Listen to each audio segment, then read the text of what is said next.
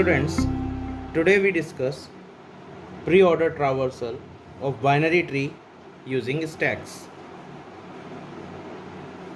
यहाँ पर हम सबसे पहले नल को इस पुश कर देते हैं स्टैक के अंदर। उसके बाद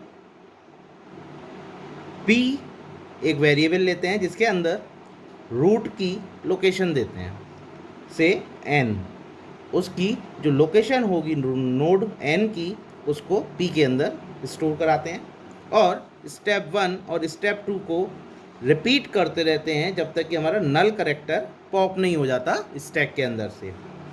तो ये 3 पॉइंट हम सबसे पहले इनको फॉलो करते हैं। उसके बाद स्टेप 1 और स्टेप 2 पर आते हैं। स्टेप 1 क्या कहती है?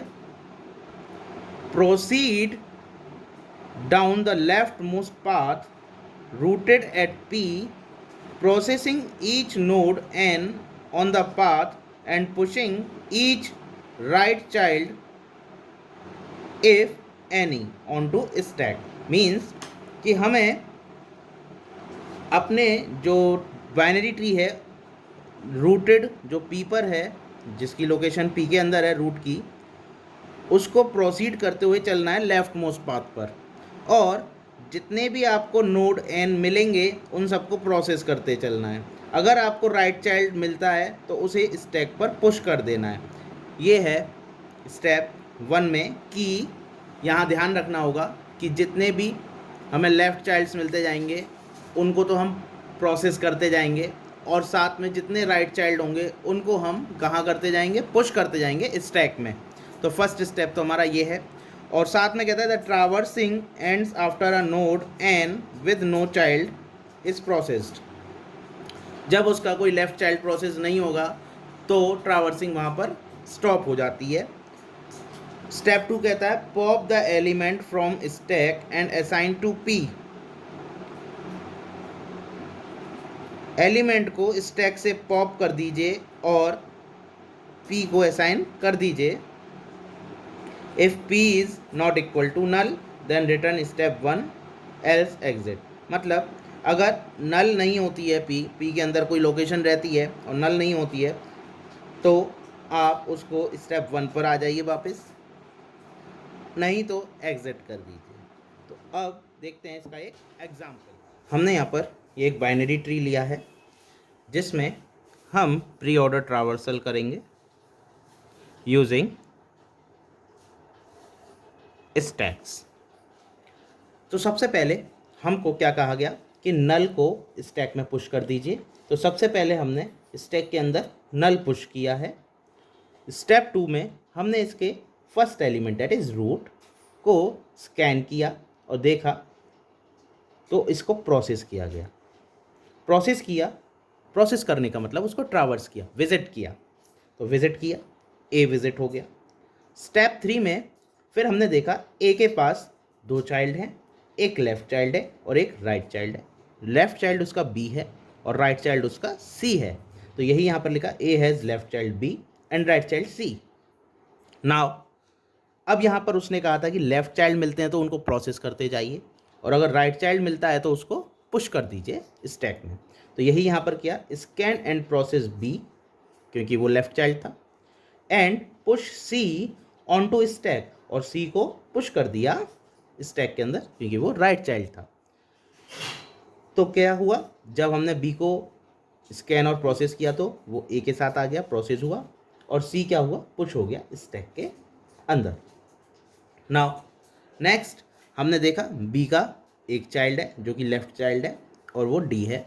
तो क्या कहा? B has left child D और जब लेफ्ट चाइल्ड है तो उसे क्या करना है? स्कैन करना है और प्रोसेस कर देना है।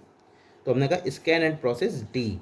तो जब स्कैन किया गया और प्रोसेस कर दिया गया तो यहाँ आ गया ए बी डी और स्टैक हमारी वैसी ही है।